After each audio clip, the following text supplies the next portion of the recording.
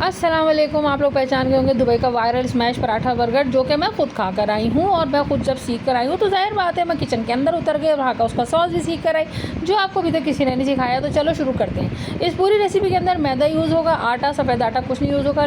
थोड़े से घी, नमक के साथ में इसको गूँध लूँगी और बीच में भी एक दफ़ा थोड़ा सा घी 1 टेबल स्पून के करीब लगाऊंगी और इसको नरम गूँध लूँगी। लेकिन आपने नोट ये करना है कि आपने इस पूरी रेसिपी में मुझे बताना है कि मैंने ठीक का लफ्ज़ कितनी दफ़ा बोला।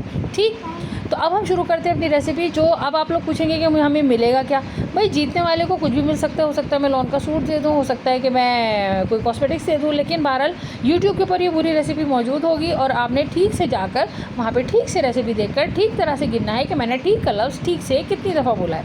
अब ये आटा गूंथ चुका है और हमने इसको सॉफ्ट करना है। बार बार मैं इसको मुक्की लगा रही हूँ और बार बार इसको गूंद रही हूँ। ठीक है, अच्छा, ठीक है और ठीक एक ही बात होती है। अब ये मैंने लिया 2 चिकन पैटी के हिसाब से कीमा चिकन का कीमा मैंने देखें कितनी बड़ी पैटी होनी चाहिए। आपके पास वेइंग मशीन नहीं है तो कोई मसला नहीं, आपके जो हाथ की हथेली होती है उसके ऊपर रख के 2 पेड़े बना लें। थोड़ा नमक, थोड़ी काली मिर्च, थोड़ी सफ़ेद मिर्च, थोड़ा अदरक का पाउडर, लहसुन का पाउडर, कुटी लाल मिर्च और थोड़ा सा ओरिगानो। ये बेसिक मसाले हैं। 2 कबाब में ठीक से कितना डलता है 2 पैटी में, वो आपने इसमें ऐड कर लेना है। ठीक, अच्छे से इसको मिक्स करके 10 मिनट के लिए इसको मैरिनेट होने रख देना है। ठीक, अब हमने मैरिनेट होने के बाद दूसरे स्टेप की तरफ हम चलेंगे। अच्छा, ये बड़ा सा गोला बना के रखना है, 2 अलग अलग कबाब मिक्स नहीं करके रखने। उसकी वजह ये है कि जब ये ठीक से मिक्स नहीं होगा तो फिर एक कबाब में कम मसाला है, एक में ज़्यादा मसाला नहीं होगा। अब मैं बना दूँ इसका फेवरेट सॉस। इसमें मैंने लिया ठीक 1 टेबल स्पून चिकन पाउडर, थोड़ी सी सफ़ेद मिर्च, नहीं हो काली मिर्च ले, लेकिन बहरहाल सफ़ेद मिर्च ही ओरिजिनल में। 2 चुटकी ओरिगानो लिया है, चम्मच में डाल दी है 2 चुटकी, थोड़ा सा नमक लिया। ठीक, और उसके बाद मैंने इसके अंदर क्या डालना है, मैंने इसके अंदर डालना है 4 टेबल स्पून मायोनीज़ बोलो, मेयोनीज़ बोलो, ठीक बात जो भी है वो यही है कि ये मायोनीज़ है 4 टेबल स्पून। और 2 टेबल स्पून मैं डालूँगी इसके अंदर केचप। ठीक, अच्छा, और थोड़ा सा मुझे तो इसके दोनों वर्जन मैंने वहाँ पे खाए, एक सादा भी खाया, एक स्पाइसी भी खाया। तो जो स्पाइसी है वो मुझे ज़्यादा अच्छा लगा, क्योंकि ठीक हमारे जो टेस्ट बड्स हैं उसके हिसाब से ये अच्छा बैठता है। 2 टेबल स्पून केचप डाला, थोड़ा सा कुटी लाल मिर्च डाली। ठीक, और उसके बाद अब हम इसको अच्छे से मिक्स कर देंगे। ठीक है, अच्छा, ठीक से इसको मिलाने के बाद अच्छी तरह इसको मिक्स करेंगे और इसको थोड़ी देर छोड़ देंगे ताकि तमाम मसाले ठीक से एक दूसरे के साथ इन्फ्यूज़ हो जाएं, एक दूसरे के साथ इनकॉर्पोरेट हो जाएं। ठीक, और अच्छे से ये सॉस हमारा बहुत अच्छे से रेडी हो गया। ठीक है, अच्छा, अब हम ये सॉस रेडी करने के बाद इसको थोड़ी देर छोड़ देंगे और हम इसके अंदर कोई पानी, दूध, ये सब कुछ भी नहीं मिलाएंगे। ठीक, अच्छा, अब मैंने फ्राइंग पैन ले लिया। फ्राइंग पैन के अंदर मैंने, ज़ाहिर बात है फ्राइंग के लिए होता है, लेकिन मैंने बहुत मामूली सा तेल इसमें लिया है। और मामूली सा तेल क्यों लिया है, ताकि हम इसके अंदर जो हमने पैटी बनाई है 10 मिनट के लिए, 15 मिनट के लिए, आधे पौन घंटे छोड़ दे तो बहुत अच्छा है। Without any egg, without any cornflour, without any maida, without any bread crumb, ठीक से हमने इसको पैटी की शक्ल देनी है चिकन को और हमने इसको फ्राई होने रख देना है। बहुत शैलो ऑयल में, बहुत हल्के ऑयल में, बहुत थोड़े तेल के अंदर। हमने इसको कोई बहुत ऐसा नहीं कि बहुत कढ़ाओ के अंदर डाल देना है, नहीं, हमने इसको बस थोड़े से तेल के अंदर इसको हल्का सा फ्राई करना है। शुरू में थोड़े से हमने तेल किया और थोड़ों तरफ से मैं इसको अच्छे से ठीक से ब्राउन करूँगी। ठीक है, अच्छा, ब्राउन करने का मैंने शुरू में क्यों तेज़ ब्राउन कर लिया। अब देखो ये ठीक से एक तरफ से ब्राउन हो गया है, तो चपटे चमचे की मदद से इसको उठाना है। इट शुड नॉट ब्रेक, इसको टूटना नहीं चाहिए, क्योंकि मैंने इसके अंदर कोई कॉर्नफ्लोर, मैदा, अंडा कुछ नहीं मिलाया है। ठीक है ना, तो ये ज़ाहिर बात है कच्चे फॉर्म में थोड़ा सा ये नरम होगा। अब ये हल्का सा इसका चिकन का कलर चेंज हो गया है और तेल के अंदर मैं इसको डिप कर रही हूँ। अब ये ठीक से एक तरफ से ब्राउन हो चुका है, अब हम इसको दूसरी तरफ से ब्राउन करेंगे। अब बहुत से लोग मुझसे कहेंगे कि ठीक से तो ये ब्राउन हो गया, लेकिन ठीक से ये पका नहीं है। तो ठीक से जब ये पका नहीं है तो ठीक से ये फिर कच्चा लगेगा। तो भाई बात ये है कि अभी इसकी जो ओरिजिनल टेक्निक है वो ये है कि इसको हम पहले दोनों तरफ से अच्छे से ब्राउन करेंगे। ठीक है, और उसके बाद हम इसका नेक्स्ट प्रोसेस करेंगे कि इसको हमने अंदर तक गलाना है। अब देखो दूसरी तरफ से ये अच्छा वाला ब्राउन हो गया, लेकिन एक पैटी को जिस तरह ब्राउन होना चाहिए। यार, अब ठीक से मैं सीख कर आई हूँ तो ठीक से तुम लोग भी सीख ही लो। ज़ाहिर बात है ना, अब सब लोगों ने सिखाया, बहुत अच्छा सिखाया, ठीक है ना, लेकिन बहरहाल ये जो सही प्रोसेस है जो मैं वहाँ से खा कर आई हूँ, जो मुझे ठीक लगा वो मैं आपको सिखा रही हूँ। अब मैं इसको हल्की आंच पे दम पे रख दूँगी। अब क्या होगा कि ये अंदर से ठीक से गल जाएगा। 5-10 मिनट के लिए इसको मैंने ठीक से रख दिया और ये अब जो है गल भी गया है अंदर तक और ब्राउन भी हो गया है। सही। अब ब्राउन होने के बाद ये हम इसको निकाल लेंगे, ठीक है। और ये जो देखो दोनों तरफ से अच्छे से ब्राउन हो गया। थोड़ा सा इसको प्रेस करूँगी ताकि चिकन का थोड़ा सा अगर कोई कच्चा पानी है तो वो अंदर से निकल जाए, लेकिन ज़्यादा प्रेस कर करके इसको नहीं, आपने इसको अंदर से इसके जूसेस निकालने, वरना ये एक रबर हो जाएगी, रबर की पैटी हो जाएगी। इसको थोड़ा सा जूसी रहे चाहिए, लेकिन इस तेल को मैं फेंकूँगी नहीं, इस तेल को मैं अपने पास ही रखूँगी, ठीक है। अब वो जो आटा मैंने गूँध के, मैदा जो मैंने गूँध के रखा था, देखो मैंने सबको मना कर रही हूँ कि आटा आटा नहीं करना, और मैं ही आटा आटा करे जा रही हूँ। मैदा जो मैंने गूँध के रखा था वो 2 पराठे के हिसाब से था। अब 2 पराठे के हिसाब से मैंने आधा मैदा ले लिया और उसको अच्छे से पेड़ा बना लिया, उसको अच्छे से मुलायम कर लिया मज़ीद पेड़ा बनाने में। अब उसके ऊपर थोड़ा सा मैं घी लगाऊंगी हाथों पे, और उसको बग़ैर बेलन, अच्छा मैं 2 तरीके के आपको अच्छे से इसके लच्छे पराठा बनाऊंगी, लच्छा बर्गर के किस तरीके से ये 2 अच्छे ठीक तरीके से ये बन सकता है। एक तो तरीका देखिए, ये मैंने इसको हाथों से, चूँकि ये मैदा घी के साथ बहुत अच्छे से रिएक्शन देता है, बहुत अच्छे से दोस्ती हो जाती है दोनों की, तो आप देखो ये हाथ की मदद से बहुत अच्छे से फैले चला जा रहा है। मैंने बेलन का इस्तेमाल ही नहीं किया है, और बेलन का इस्तेमाल नहीं करने पर भी ये बहुत अच्छी खासी बड़ी रोटी ठीक से बन चुकी है, ठीक है। तो जितना बड़ा आप इसको कर सकें ठीक, वो आप इसको कर लेना है, फिर शेप की फ़िक्र नहीं करनी, फटने की फ़िक्र नहीं करनी। और अब इसको मैं रोल करके इसका दोबारा पेड़ा बना लूँ, ठीक है।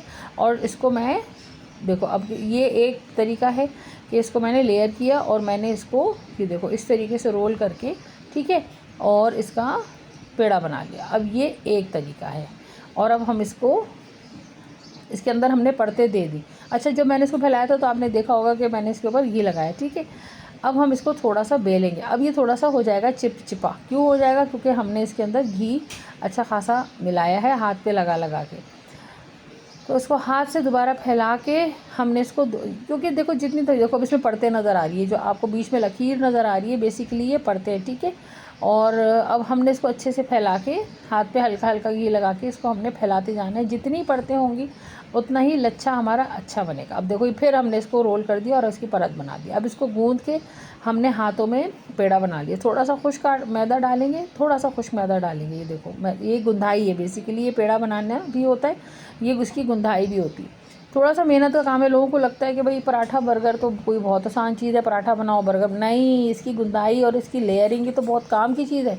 इसका सॉस ही तो गज़ब चीज़ है, वरना क्या है, वरना तो आप बर्गर पैटी बाज़ार से लें और बर्गर बन लें। अब देखो थोड़ा सा मैदा छिड़कने के बाद और इतनी सारी गुंदाई के बाद, लेयरिंग के बाद, अब देखो इसने शेप पकड़ ली। अब ये पहले से ज़्यादा स्मूथ हो गया, और अब ये बेलन से भी हैंडल होगा, हाथ से भी, और आप देखो ये फटाफटा भी नहीं है। तो इसकी, ठीक है ना, ये इसकी समझो कि इसकी ये एक शेप में आता जा रहा है। ये मैदा जो है ये इसके साथ बहुत अच्छे से हमारे हाथों पे अब समझ लीजिए कि सेट हो चुका है, ठीक है। अब इसको जितना बड़ा आप कर सकें, इसकी परवाह नहीं करें कि रोटी पतली हो रही है, कैसी हो रही है। अब देखो ये फट भी नहीं रहा, ठीक है ना, जैसे कि पहले ये फट रहा था, अब ये फट भी नहीं रहा। अब हम इसके ऊपर इस स्टेज पे बड़ी सी रोटी बनने के बाद अब मैं इसके ऊपर हाथ से दोबारा घी लगाऊंगी। हाँ भाई, है ये हैवी, ये बात है कि मैं 2 नहीं खा सकी वहाँ पर। मैंने घर आके भी जब बनाया मैं 2 नहीं खा सकी, आधे में ही मेरा बहुत पेट फुल हो गया था। फिर भी एक तो मैंने ठूंस ही लिया, लेकिन इससे ज़्यादा नहीं खा सकती क्योंकि ऑब्वियसली इसमें बहुत घी है, ये बहुत हैवी है, और जो सॉस हमने बनाया भी। अब हमने इसकी पतली पतली छड़ियाँ काट लेनी, लंबी लंबी छड़ियाँ काट लेनी, जितने अच्छा टेढ़ी मेढ़ी हो जाए, बीच में थोड़ा सा रोल हो जाए, पूरे रोटी की हमने अच्छी अच्छी छड़ियाँ काट लेनी है। क्यों? छड़ियाँ काटने से क्या होगा, ये मैं छड़ियाँ काट के बताती हूँ, ठीक है, कि आप इसमें छड़ियाँ काटने से क्या होता है। जितना आप बारीक छड़ियाँ कर सकें, अगर आपके पास पिज़्ज़ा कटर है दैट इज़ ऑल्सो गुड, वो भी अच्छी बात है। और अगर आपके पास छुरी है तो आप उससे कर लें, किसी चम्मच की डंडी से कर लें, ठीक है। अब ये इसकी लंबी लंबी पट्टियाँ बन गई हैं, और यही इसके लच्छे बनेंगे। तो पहला तरीका ठीक से मैंने आपको बता दिया कि इसका लच्छा बनाने का पहला तरीका ये है। आपने recipe step by step follow करनी है, और आपने देखे, अब मैं इसको रोल करती जा रही हूँ, लेकिन प्रेशर मैं अप्लाई नहीं करूँगी। इसकी एक एक परत को, एक एक लच्छी को, एक एक छड़ी को मैं अलग अलग ही रखूँगी, सिर्फ उसको उठा के दूसरे पे रोल कर रही हूँ। तो ये ही लच्छे बनेंगे और यही इसका लच्छा बनेगा, ठीक है।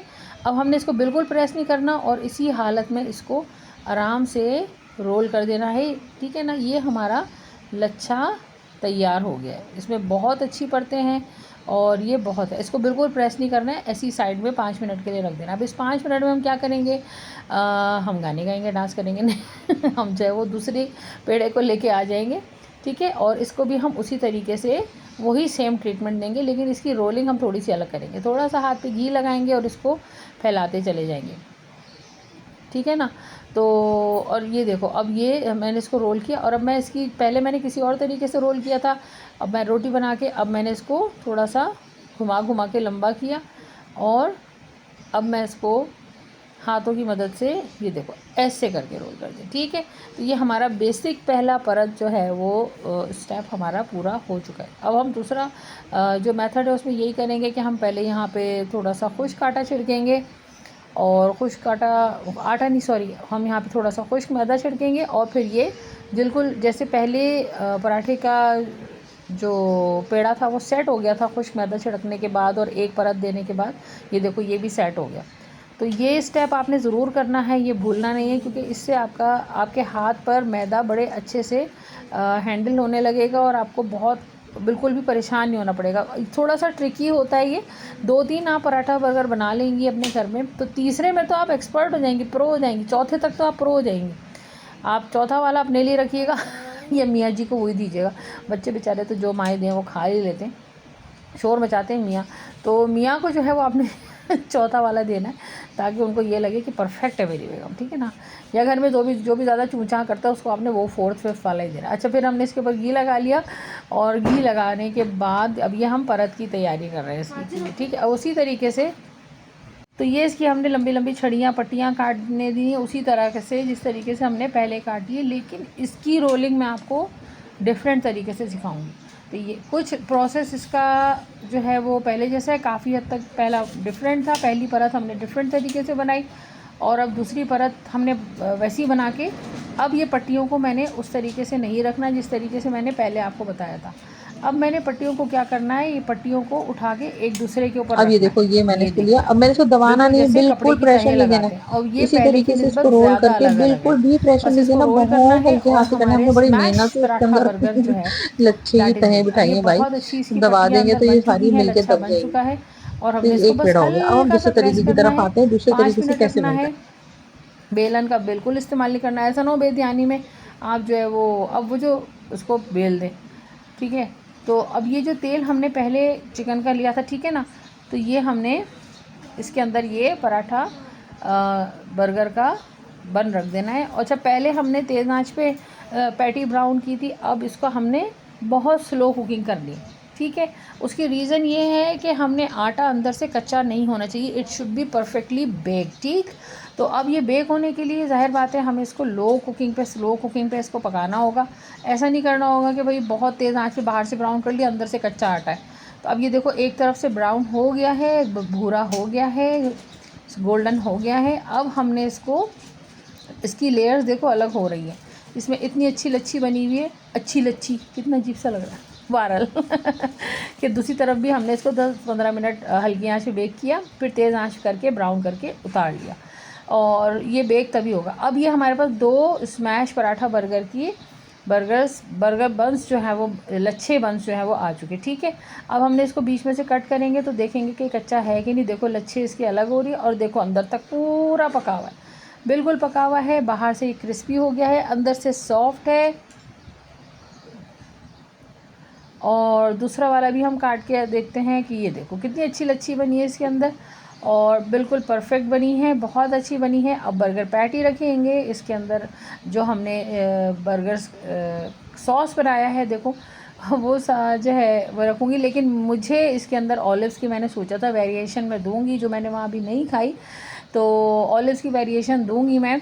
तो ऑलिव्स की वेरिएशन दे दी मैंने, जो मुझे बहुत पसंद है। मशरूम्स मेरे पास थे नहीं, otherwise you can also add mushrooms in it. तो मशरूम भी बहुत अच्छे लगेंगे, फ्राइड टोस्टेड मशरूम्स बहुत अच्छे लगेंगे। तो ये देखिए अब हमने पिज़्ज़ा सॉस इसके ऊपर फैला दी और सॉरी पिज़्ज़ा सॉस कह रही हूँ, बर्गर सॉस हमने इसके ऊपर फैला दी। यार आज क्या हो रहा है, आज मुझे लग रहा है कि ना रेसिपी के अंदर मैं कुछ ज़्यादा ही मगन हो गई हूँ कि कमेंट्री मुझसे सही हो नहीं रही। और देखो हमने इसका टॉप इसके ऊपर उठा के रख दिया है, लच्छी की वजह से बहुत नाजुक हो रही है लेकिन बहुत औसम बना है। हमारा स्मैश बर्गर पराठा बर्गर जो है वो रेडी है, ठीक है। और आपने यकीनन गिन लिया होगा कि ठीक कवर्ड मैंने कितनी था बोला है। चिली गार्लिक के साथ इसको एंजॉय करें, पिज़्ज़ा सॉस के साथ करें, केचप के साथ करें, दैट्स अप टू यू। लेकिन लिव एंड कुक विद सहर को टिकटॉक पे भी फॉलो कर ले, लिव एंड कुक विद सहर को इंस्टा पे भी फॉलो कर ले, लिव एंड कुक विद सहर को यूट्यूब पे सब्सक्राइब कर ले, इस पूरी वीडियो को सब्सक्राइब कर ले, लाइक कर ले, अच्छा सा कमेंट कर दें और ठीक बताएं कि मैंने ठीक कवर्ड इस पूरी वीडियो में कितने दफ़ा ठीक से ठीक कवर्ड कहा है।